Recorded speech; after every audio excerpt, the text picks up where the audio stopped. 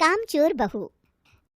कांता बहन की दो बहुएं थी, बड़ी कल्पना और छोटी प्रिया। कल्पना का जैसा नाम वैसा ही काम। सारा दिन कल्पनाओं में रहती, ना कोई काम करती ना कोई धाम। अरे कल्पना बहू, जरा अच्छी सी चटनी पीस दे, आज कुछ मजेदार खाने का मन है। पेट में जलन हो जाएगी माँ जी बुढ़ापे में, और वैसे भी मेरा काम करने का वक्त शाम का है, अब प्रिया को ही बोल दो। इतना कहकर कल्पना वहां से चली जाती है। कांता कल्पना के ऐसे रवैये से काफी परेशान रहती है। मैं बना देती हूँ माँ चटनी, ऐसा बोलकर प्रिया माँ को चटनी बनाकर प्लेट में खाने को देती है कि तभी वहाँ कल्पना आ जाती है। अरे वाह चटनी, जरा चख कर तो देखो, बड़े दिन हो गए। अरे नहीं बहू, तू तो रहने ही दे चटनी खाना, पेट में जलन हो जाएगी। इतना कहकर कांता और प्रिया दोनों हंसने लगते हैं। कल्पना सारा दिन या तो मोबाइल में यूट्यूब देखती या फिर सोती रहती। उसका कमरा भी बिखरा और गंदा रहता। एक दिन कल्पना का पति अशोक उससे कहता है, अरे कल्पना, जानवर भी उस जगह को साफ कर लेता है जहां वो बैठता है, तुम तो इंसान हो, कैसे इतने गंदे कमरे में रह लेती हो? देखो सारा सामान यहाँ वहाँ बिखरा पड़ा है। ज्यादा अपनी माँ का बोल ना बोलो। हाँ, कमरा तुम्हारा भी तो है, गंदा लग रहा है तो साफ कर लो। पता नहीं तुम्हारे साथ मैं कैसे जिंदगी बिताऊंगा। इतना कहकर अशोक वहां से चला जाता है। कल्पना बस खाना खाने कमरे से बाहर आती और फिर से कमरे में चली जाती। इससे कांता बहन काफी परेशान रहती। एक दिन प्रिया कांता से कहती है, माँ, मैं सारा दिन काम करके थक जाती हूँ, आप कल्पना दीदी से कहिए ना कि सुबह और शाम का काम बांट ले, मैं तो अब सिर्फ एक वक्त का ही काम करूँगी। हाँ।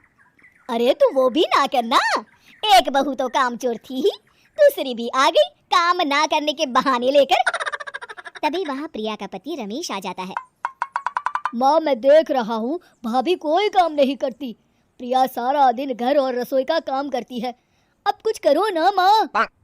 कांता मन में कुछ सोचती है और कल्पना के पास जाती है।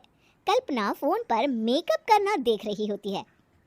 कल्पना, तुम सारा दिन बस मोबाइल देखती हो, घर का कोई काम भी कर लिया करो। प्रिया सारा दिन काम करके थक जाती है, आज से मैंने फैसला किया है, एक वक्त का काम तुम करोगी, सुबह का खाना तुम बनाओगी और रात का प्रिया। आप लोगों ने काम को हवा बना रखा है। अरे पता नहीं थोड़ा सा ज्यादा काम करने में आप लोग घबरा क्यों जाते हैं। और हाँ, बहुत ज्यादा प्रिया की तारीफ मत करिए मेरे सामने, बड़ी बहू तो मैं ही रहूंगी। मैं कुछ नहीं जानती, कल सुबह मुझे वक्त से खाना चाहिए, रसोई में आ जाना, वरना कल से तुझे खाना नहीं मिलेगा। अगली सुबह कल्पना रसोई में नहीं आती है। वो देर से सोकर उठती है और बाहर आकर कहती है, अरे भूख लगी है, आज खाने में क्या है? इतनी देर हो गई, आज किसी ने मुझे उठाया भी नहीं, पता नहीं कहाँ है सब। कल्पना को घर में कोई नहीं दिखता। वो रसोई की तरफ जाती है जहाँ बड़ा सा ताला लगा होता है। अरे रसोई में ताला! ओ, मैं तो भूल ही गई थी। माँ ने आज से सुबह का खाना मुझे बनाने को कहा था। हे भगवान, इतने लोगों का खाना बनाना क्या आसान है? तभी घर के सारे सदस्य बाहर से वापस आते हैं। वाह माँ जी, मजा आ गया छोले भटूरे खाकर। मेरे मुंह में तो अभी भी स्वाद आ रहा है। अरे कल्पना, तेरे भरोसे रहते तो हम तो भूखे ही रह जाते। कल्पना को बहुत गुस्सा आ जाता है। अब बहुत हो गया, आज से मैं अपनी रसोई अलग कर रही हूँ, मैं अपना खाना खुद बना लिया करूंगी। कल्पना अपनी रसोई अलग कर लेती है, पर आए दिन उसका देर से उठना और काम न करने की आदत से वो भूखी ही रह जाती थी।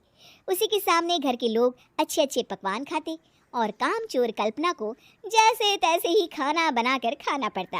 पर एक दिन तो हद ही हो गई। माँ, दीदी आज सुबह से कमरे से बाहर नहीं निकली, हमें जाकर देखना चाहिए। सो रही होगी कामचोर कहीं की, पर तुम कहती हो तो चलो देख लेते हैं उसे। कल्पना कमरे में पेट पकड़कर बैठी होती है। हाय मेरा दर्द, पेट दर्द के मारे मर रही हूँ मैं।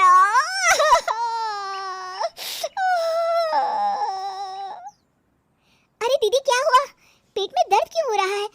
डॉक्टर को दिखाया आपने? माँ! कल्पना खड़ी होती है और माँ जी के पास आती है। मुझे माफ कर दीजिए, अब से मैं सारे काम में मदद करूंगी, कभी आलस और काम चोरी नहीं करूंगी। हाँ हाँ, वो तो ठीक है, लेकिन अचानक क्या हो गया जो तू काम करने को तैयार हो गई? कामचोर कल्पना। हाँ, लगातार बासी और उल्टा पुल्टा खाना खाने के कारण मेरे पेट में इन्फेक्शन हो गया है। काम ना करना पड़े इसलिए मैं 2 दिन का खाना एक दिन ही बना लेती थी। बासी और खराब खाना खाने के कारण लेने के देने पड़ गए। पेट में दर्द हो रहा है। चलो अच्छा हुआ, देर आए दुरुस्त आए।